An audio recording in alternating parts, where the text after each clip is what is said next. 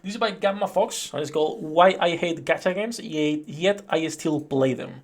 The story of our lives, if you were to ask me. Hey guys, how you all doing? So I just wanted to make a follow-up video for the video I made recently on why I quit Wuthering Waves. Now, I've only been around for gacha games. I quit Wuthering Waves because I got defense 30 times in a row while getting new echoes. Dog shit system. I don't know how it is nowadays. That was when the game came out. I got pretty tilted with that. Still? Since Genshin Impact release. That was like my introduction to gacha games. Ooh. And funnily enough, I still believe getting introduced to gacha games by the mainstream gachas, be it Genshin, be it WoWa, be it Honkai, is probably one of the worst ways of getting introduced to gacha games. Because they are higher quality when it comes to the story, but they are the most predatory ones and the worst ones when it comes to gating the characters and the weapons and you know, what you are playing for, those units specifically, in contrast to the idols and the waifu games, the Kumari games, if you will, right? Which usually it's a lot easier to collect most of the characters. I think getting introduced to gachas with mainstream ones is probably the worst thing. did not give a shit about the gacha element of the games when I first played them. I saw the pull screen, thought, what the hell is this? And I just kept playing the game like I normally Who's that, the would. mommy? And I miss that feeling. I miss that feeling when I would first play a gacha game and just not give a shit about pulling. Because I just wanted to experience the game in itself, you know? But as time goes on and all you've got to look forward to is new patches and characters, the gacha becomes the content, you know? And that's my biggest issue with gacha games. And that's why we keep playing, because we're fucking addicted to the cycle of a new character, new meta, and every 6 months we keep complaining, but we cannot live. Because what? Exactly. We're all addicted. Example, Honkai Star Rail, absolutely phenomenal game, I love it. Story, fantastic. Combat, fun as hell. Characters, unique and interesting. Music, absolutely amazing. And the same can be said with Genshin Impact, Zenless Zone Zero, and Wuthering Waves, right? But once you get past that honeymoon period of the game and truly start the grind, that's when you start to feel a little bit detached from the game itself. Each game has exactly the same formula. You log in, do dailies, do a boring event that nobody cares about, because at the end of the day, we just want the in-game currency, right? The Primo Gems, the Stellar Jades. Now obviously there are some events that are actually good, but it's still hard to view it as regular content and not just a Primo Gem ATM.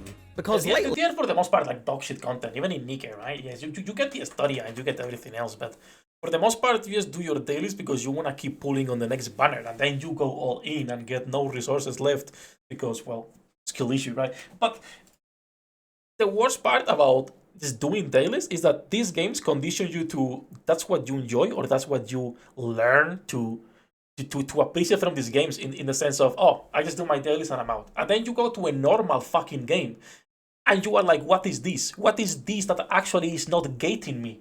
What is this that I can actually grind? Right? What is this? An actual real game? And I also think that it fucks up your perception on what games are and what you are expecting from new releases as well a lot of the time. I've been revisiting one of my favorite games of all time, Persona 5 Royal, and playing that game is honestly the crux of why I decided to make this video. There is no time waste in that game. Everything you do has a purpose. It actually feels like you're playing the game. In gacha games, it's different. You're not enjoying the world and seeing what the story has to offer. You're working towards your next gambling session. The games just start to feel like a chore. Actual truth. Actual fucking truth. You just play to keep looking for that next character or the character that's on NPC jail that has been there for 2 years, for example, in Divilia in Nikke, or now we have a couple more characters that I'm looking forward, be it Liberalio, be it Behemoth, right? A few characters that you're just looking forward to that, to pull, and that's it. It's almost like a job for some people. Now you could argue that the gacha aspect of the game and the grind you need to do for it is actually fun, and honestly, sure. No, it's not fun. Like, I would argue the grind in 90% of the gachas, 99% of the gachas is dog shit. And it's just because we're used to it. But it's not even good grind. Is there a gacha that has a good daily grind? That you actually log in every day and it doesn't feel like you're just logging in to do your dailies to get the currency? Because I don't think I've played any gacha where it's like, oh, you know, actual decent daily iteration. PoE2? We could consider PoE2 a Gamba game, right? But it's not. It's an actual RPG at the end of the day. As much as I would call it a gambling, a gacha game because of the gear, right? But no. more power to you. I still wouldn't be playing Genshin Impact and Honkai Star Rail every day to this very day if I didn't enjoy it a little bit, you know? I mean, I grew up with games like RuneScape and like the first generation Pokemon and shit where grinding is mandatory. So naturally I do have like an affinity for that kind of thing. Bro, I swear to God, we need to one day check this. There has to be a study somewhere. I feel most of the people playing gachas right now from the older generation, we all come from MMOs. We enjoy the grind in MMOs and those times when we were younger, and now we cannot replicate that, so we go to the next biggest pile of shit available to us, which is gacha games. Absolutely, okay? But this is ultimately why I quit Wuthering Waves. When 1.3 came out, I logged in to do my dailies and I realized this is just going to become another Genshin Impact. I'm going to be super invested and it's going to be impossible for me to stop later down the line because of the sunk cost fallacy, right? And that's not because of the money I put into the game, it's because of the time I put into. What you mean? I've put like 2,000 hours into Nikke, around $8,000 into Nikke. There is no sunk cost fallacy. I can quit anytime I want. Anytime I want, right? Will I quit? No. For the game. And that's the thing, right? That's how gacha games get you. In reality, money isn't the most valuable currency, it's time. When you put a lot of time into something, that becomes important to you. Absolutely. Bar none. You either spend a ridiculous amount of money or a ridiculous amount of time. There's no Or both. And don't worry guys, I'm not in denial about this regarding Star Rail and Genshin Impact. I know, I have sunk cost fallacy too. Those two games, they've got me by the balls, okay? And honestly, I think Wuthering Waves is a good game. It's free after all. You can experience this whole world for free and enjoy all the shit for free. These are good games. And I will argue Wuthering Waves is from the open world games, the only one with decent combat. And when you are done with the initial exploration, it becomes yet another open world game. You barely go outside to do anything unless you want to go farm echoes. But the combat, I will say, is the best on the open world games we have. Right? He's not wrong. No, I think he has a pretty good perspective on gacha games. He knows what he's playing. He knows he hates gacha games, but he still plays them, just like most of us. So from the people we usually react to, which are more uneducated on the topics, and they're just talking out of their arse, right? This guy plays the games, right? And he understands them. He still plays them because we're all addicted to it. It has great character designs. I've seen the new upcoming character designs and they do look amazing, okay? I am not in denial about that. Because when I made my video about why I'm quitting Wuthering Waves, a lot of people were calling me like a Hoyo shill and stuff. And for those of you who are unaware, I criticize Genshin Impact a lot, okay? I criticize Hoyo games in general a lot, okay? If you watch my streams, you have no idea, okay? Sorry. That's the other thing I don't like from the mainstream gacha games, the fucking brain rot community, because mainstream gacha games attract, for the most part, a younger audience. For the most part, it's not only, but when we talk about gacha games and the majority of the younger players enjoying this type of genre, they are on Hoyo, they are on Wuwa now, they are on the mainstream ones. The 13-year-old people playing gachas are not playing Nikke, they are not playing fucking Azur Lane, they're not playing FGO, right? Most of them are playing the mainstream ones. And I think that's like the bigger problem with these communities that is full of fucking retarded kids that already are playing gacha games that they should not be playing. And it's just like, you know, any other community with those type of players. If you what? Sorry, unless you watch my streams, I should say. Those of you watching this right now, if you watch me live, you know, I shit on these games a lot, okay? And who knows, maybe I'll go back to playing Wuthering Waves in the future. And if I do, I want to experience it not as a Female Robert is still one of my favorite designs for gacha game protagonists, bro. Female Robert looks so good. So good. You can tell this man never beat a 99 Mbappe with a base CR7. 99 Mbappe. Gacha communities are tribal at their core, not even mainstream. Yeah, fair enough. Yeah. But it's just bigger in those communities just because the size that they have. Not only kids, but also adults. Bro, I really have a lot of issues. Like, believing there is adults 25-plus-year-old people that are going to be defending a multi-million-dollar company and insulting someone because they don't enjoy their game. Like, I have issues believing that. I know they are there. It's just like something that's hard to imagine for me. Like, bro, these companies don't care about you. A gacha game, but just as an ordinary gaming experience. I miss that feeling of just not giving a shit and just playing a game for what it is. I miss the days when I would just chuck in a PlayStation 2 disc, hear the shing da loud as fuck opening music, Jesus Christ. And then you get the red lights instead of the blue ones, and it's over. I think this happens a lot, not only with gacha games, but in general as we grow old, right? You will never get that feeling again. I personally believe there is few games that will be able to bring that feeling for a couple days at most. Even PoE 2, yeah, you can get that feeling for a couple days, right? And for the first week, but then it goes back to the same thing. And it's not because the games are worse, it's just because responsibilities and life. You cannot spend 16 hours a day playing these games anymore and enjoying them without having a wiki open on how to do everything step by step, coming from someone who maintains a wiki, quite hypocritical, but just Wake my parents up at 1 AM. I miss that feeling of just sitting back, relaxing, and getting absorbed in a new game. Gacha games don't really do that, especially if you're trying to juggle multiple of them. And right now, I'm pretty content with just Genshin Impact and Honkai Star Rail. Too many and yes, gacha that games. is 100% because of sunk cost fallacy, like I mentioned before. They've got me by the balls, okay guys, I'm sorry. But it is also because I really like those games a lot. They are both phenomenal games, they're fantastic. If you made a brand new account in both Genshin Impact and Star Rail, more so Genshin Impact, and you just play the games and then consume all the free content from start to finish, all the exploration, all the story quests, everything, that's a lot of stuff for free. You could... Okay, it's a lot of stuff for free, that is true.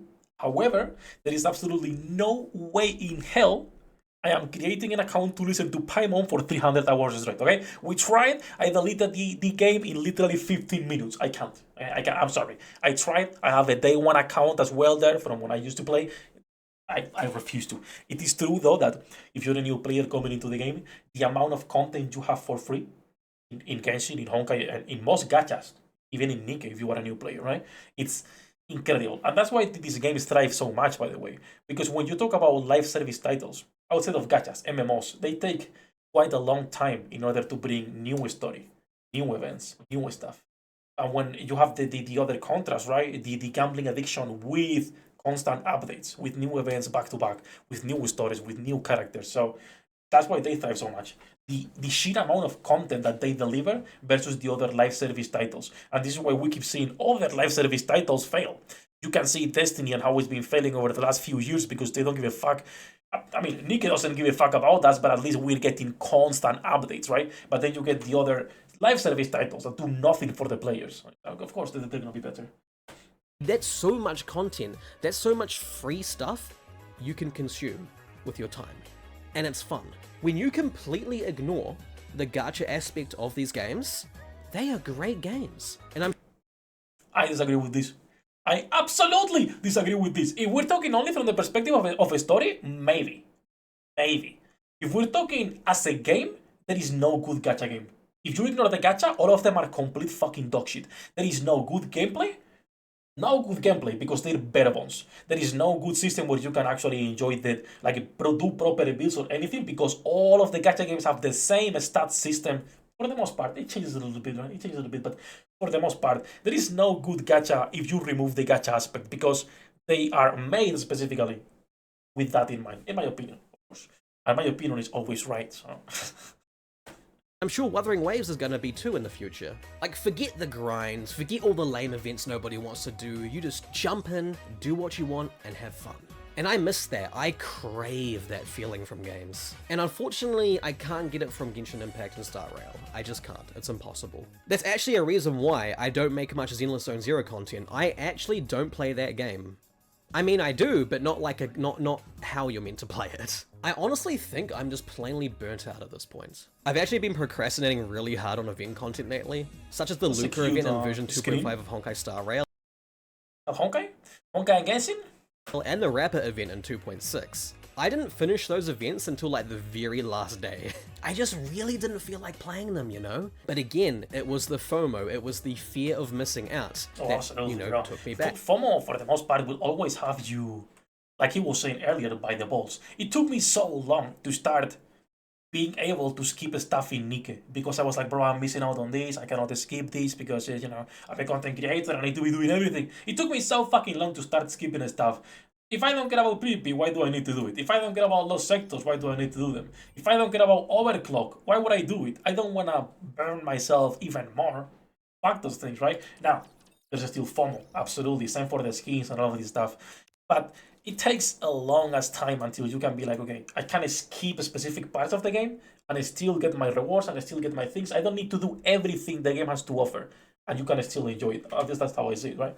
For Nikki, I skip a lot of the game modes because I don't care about them. And I know if I were to be doing them every day, I'm gonna be getting more tilted rather than enjoying the game. And I really didn't like that. I didn't like that feeling, because it was a very good story-based event, both of them were. It gave Luca the spotlight, Rapper is a good character too. But I want to play the game for the content I feel like playing, you know? Like, I don't want to play fucking Genshin Impact to play some stupid Wait, what is this? Is this a minigame in Genshin? What is this, guys? ass minigames that don't give me any sense of gratification, okay? Like, I'm sorry, this new event in Genshin, frickin' 5.2, the Solalian Oron one, where you've got to play co-op and move those balls, like, no, I can't do that shit, dude, no. Yeah, I don't play them. Genshin Impact to play fucking Pokemon, okay? Holy shit. I've actually seen content creators, I've heard content creators. That's also kind of true with the minigames on all gachas. It feels like a lot of gacha games are starting to do more and more and more and more minigames, Nick included, by the way, where they want just to have 30,000 different things to do just so you have this feeling of you are busy with the game and there is a lot of content, when in reality it's just noise. It's nothing that most people are interested, nor the main story, nor something that provides you with good rewards per se. But yeah, you don't need the sector every day? Just once. I'm not doing it, ever, okay? Say that they like just hire someone to do all that stuff for them, and I'm kind of envious of that, because they don't get burnt out of the game. You know, being forced to play things that you just don't want to play. And that's fair too, you know, I don't blame them for doing that at all. He's talking here about content creators, by the way, I'll go back in seconds. But like I was saying earlier, even as a content creator, you don't need to cover everything in the game. Much less if you're not enjoying it. If you're not enjoying it, it's gonna be a dog shit content anyway. It's not gonna be good to begin with. So I feel even as a content creator, you don't need to be doing everything. But then again, I'm a small content creator here, right? Maybe someone with like 100k subs has way more pressure on those things. I'm kind of envious of that, because they don't get burnt out of the game. You know, being forced to play things that you just don't want to play. And that's fair too, you know, I don't blame them for doing that at all. Ordinary people like you and me, we can't do that. We can't just throw money and get shit done for us. We gotta work for a living. We have to play every day to earn our stellar jades, to earn our primo gems. Oh, it's just an endless grind, isn't it? Honestly, we just kind of tolerate this so we can enjoy future content of the game. That's really all it is. And yeah, this is the crux of why I quit Wuthering Waves, guys. That's why. I like the game, it's a good game, the combat's fun, the exploration was pretty good, the story was but you know, who cares? But I started to feel detached from it. It started to feel just like a time sink gacha game. That's all it was. And who knows, like I said before, when I feel like that, I just leave the games. If I'm feeling like that with the gacha, I'm just like, okay, fuck this game, I don't care about it enough. But with like every gacha that we've played in the channel, the only one that for 2 years we played has been Nike. And that's because even with the bad things, you know, there is always a balance of good stuff the game has to offer and all the bullshit that they have gacha include. And when this goes, you know, weighs more, when all the negatives are weighing more, go to the next gacha. Move into the next one. This company, you owe nothing to these companies. You can enjoy the story on YouTube if that's what you are playing the game for. And you can just find 30,000 different games in the Play Store for free to play as well with a lot of content. I might just jump back into it in the future. Maybe down the line when it's like version 4.0 or something, I'll be like, you know what? I'm just gonna jump in and play the game. Who knows? I might like it again. Anyways, guys, that's all I wanted to say about this topic. What do you think about this, by the way? Are you guys getting burnt out of gacha game content? Every single fucking day, but here we are, like proper gambling addicts. Burnout that doesn't exist, okay? This is like when the older generation tells you, you know, mental problems don't exist, right?